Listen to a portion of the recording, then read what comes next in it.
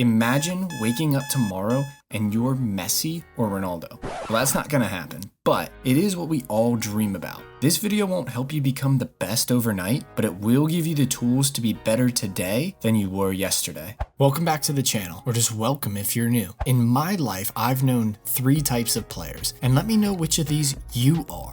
The first type of players are those who are extremely talented or skilled, but they are incredibly inconsistent. These are the players that score a hat trick and are the best players on the field in one game, but in the next 4 or 5, they are anonymous. And you're always wondering which version of that player is going to show up. On the other hand, maybe you're the player who is a reliable 6 or 7 out of 10 every single game, but you never or rarely ever dominate the game with a 9 or a 10 out of 10 performance. But regardless of which type of player you are, this approach to development will help you achieve your goals, and I'll give you some bonus tips for the type of player you are specifically later. As I touched on in the intro, we cannot go from playing club ball to playing for Real Madrid overnight, but we can achieve our goals over time by focusing instead on constant progression, and this is called the 1% rule. The theory behind this rule is that trying to improve your performance by just 1% every day will result in a more effective and consistent growth in your ability than players who are aggressively trying to do it over one night.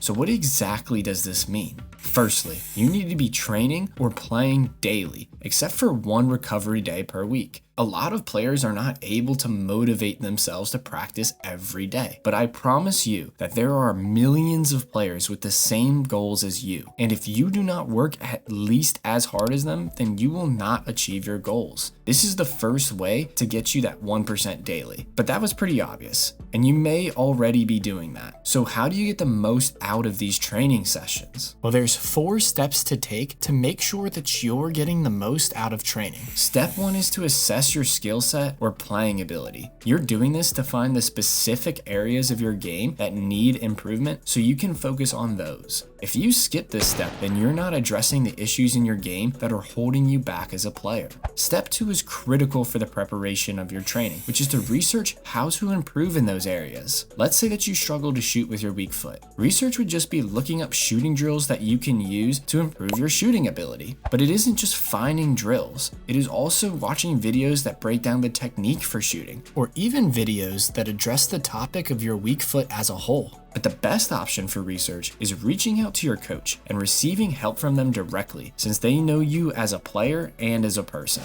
Step 3 is to implement the research into your training. Don't just go through the motions, playing how you normally play. Be intentional and try to make changes to your game or implement the technique you just researched into every repetition. It won't be perfect at first, but if you stick with it and maintain your focus, you'll start to see improvements in that area of your game. Step 4 is to evaluate your performance weekly or daily. What this does is help you become more intentional with how you're playing. Like I mentioned in step 3, if you just play and then go home and forget about it, you're doing yourself a disservice. Go home, relax, do whatever, and let yourself cool off from the stress and the adrenaline of the game. And then either that night before bed or the next morning, take 5 to 10 minutes to reflect on your performance. Get a notebook or a piece of paper out and write down what you did well today and what you struggled with. And as you do this more and more, you might start seeing patterns to what you're writing down. This can help you find the specific areas of your game that need improvement. And this takes you right back to step 1.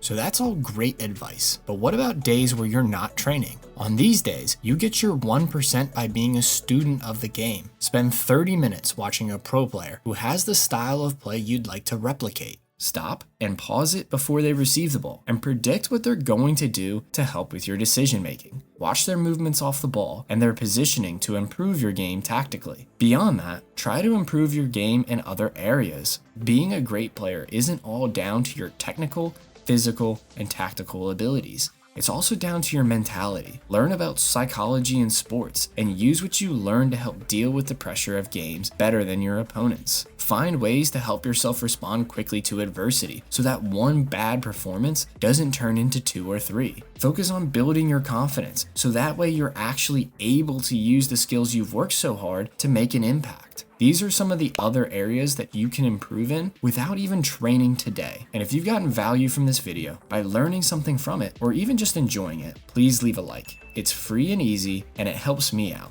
Thank you. Now let me deliver on my earlier promise. Here's some specific tips for the first type of players to make the most out of the 1% rule. I'm talking about the players that are extremely skilled but inconsistent. First and foremost, your focus needs to be on improving your consistency. Your best game is a 9 out of 10, but your worst game is a 4 out of 10.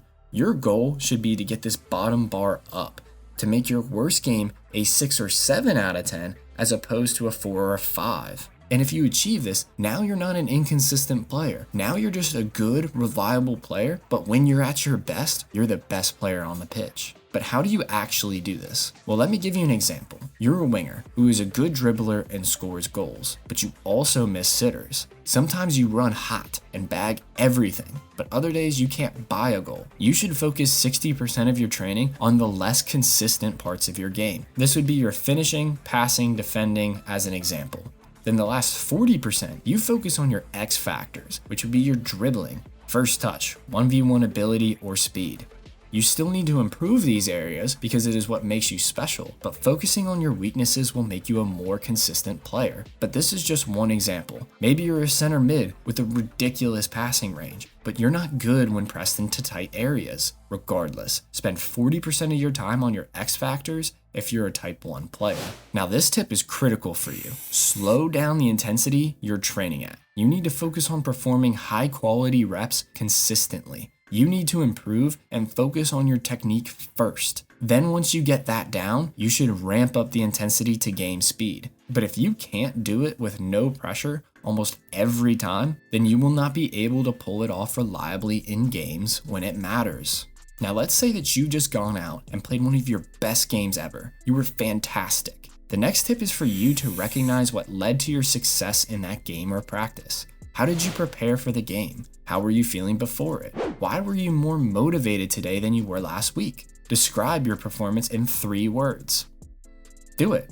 Now strive to replicate those 3 qualities every single day, and your performances will become better and more consistent. That's the key to becoming a reliable, consistent player that your coach can trust. Now let's talk about the type 2 players who consistently play a 6 or 7 out of 10, but rarely ever dominate the game. This is me. We need to focus on that top bar and then raising the bottom bar as we go up. The first thing we need to do is find our X factor. These are the 1 or 2 skills we want to stand out in our game. And it can be anything. 1v1 ability, passing range, finishing ability, distribution, 1v1 defending, athleticism, or whatever is coming to mind right now. When you're training, focus 80% of your time and effort on these X factors, with the last 20% going to other areas. Make sure that you're pushing the intensity that you're training at. You probably already put that shot bottom corner most of the time, but you can't do it under pressure or at game speed. Challenge yourself and push yourself to get shots off quicker or dribble quicker when training on your own. Add pressure to your training by doing punishment if you don't get 7 of your 10 shots bottom corner when going at game speed. Invite your friends who are better than you to come train with you and compete with them in 1v1s, 2-touch, or shooting competitions. This will push you to improve your quality and raise that top bar. Another tip is to intentionally put yourself in environments that'll challenge you in new ways. Try new drills, play with a different group of players, or with a different team. Make the game field that you're playing on smaller, so that way you have less time and space to make your decisions. You'll either play quicker and sharper, or you'll struggle, but at some point, you'll adapt and improve.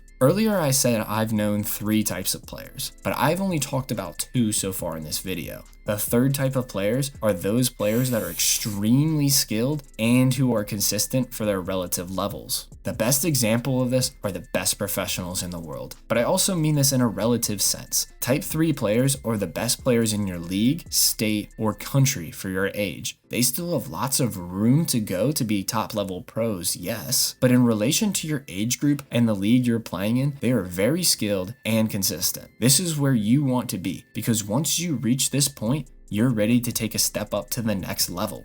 Now, what if I told you there was a way to increase performance way faster than just 1% daily? I'm sure you'd snap my hand off for it, and you can do it right now. The fastest way to improve your performance is by also improving your habits for preparation, by improving the quality of your diet, sleep, hydration, and even by stretching and rolling out before you go to bed and when you wake up in the morning. All of these things will improve your recovery, which will reduce the risk of injuries as well as improve how you're feeling before training the next day, allowing yourself to push harder and get better results. But right now, you're not training. The last thing you can do to improve today is to watch this video. Thanks for watching.